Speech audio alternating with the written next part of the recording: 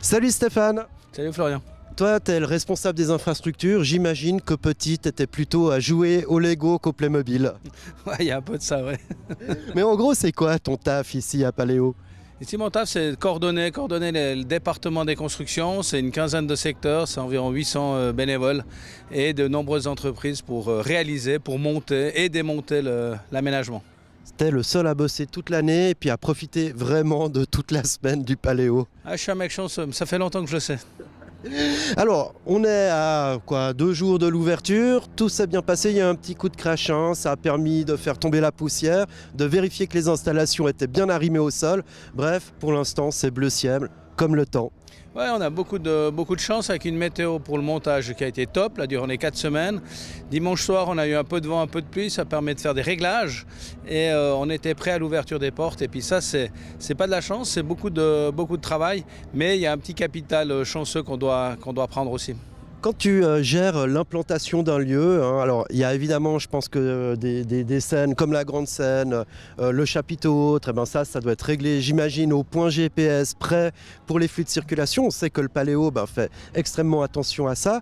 Et puis il y a les mécanos d'année en année qui sont le Village du Monde, par exemple, HESSO, et c'est là que tu sors ta règle, ton crayon et que tu mesures tout ça.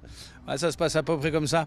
En réalité, dans la vraie vie, on travaille avec des plans ultra précis. Il n'y a pas de place, pas beaucoup de place pour l'imprévu. Et on travaille effectivement avec du GPS et on fait de nombreux points d'implantation. On a une précision de 15 cm près. Et si on se déplace de ça, ça génère un problème chez le voisin. Donc c'est une précision toute militaire. Une fois que le festival est fini, alors c'est comme les campeurs, vous pliez vos tentes et puis après vous les stockez où? Alors en revanche, on a beaucoup de matériel qui est loué, qu'on trouve des prestataires de services et qui repartent sur d'autres festivals ou d'autres manifestations. Et puis le matériel qui nous appartient, on en a un petit peu, on le range soigneusement jusqu'à l'année prochaine. Puis des structures comme Village du Monde par exemple, où à chaque année c'est différent. Vous en faites quoi à la fin de tout ça? Là en l'occurrence c'est du bois, ça ressemble à des allumettes géantes. Ouais, cette structure, ce grand colisée qu'on a construit, il va repartir pour une deuxième vie. On a trouvé une deuxième vie pour cet aménagement et il va finir probablement dans une autre fête ou un autre jardin. Paléo éco-responsable jusqu'au bout des ongles. En quelques chiffres, qu'est-ce que ça représente? Là, je vais te poser une colle, par exemple, le nombre de barrières que tu as posées cette année. On pose environ 12 km de barrières sur le périmètre du terrain et les cloisons intérieures.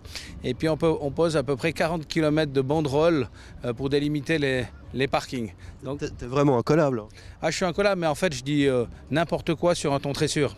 Ok, donc il faut absolument pas croire cet homme. Néanmoins, si vous le croisez dans le site du Paléo, offrez-lui une bière, ou je sais pas ce que tu bois habituellement, car c'est lui qui vous permet de vous amuser. En fait, t'es un peu le monsieur Luna Park de Nyon, quoi.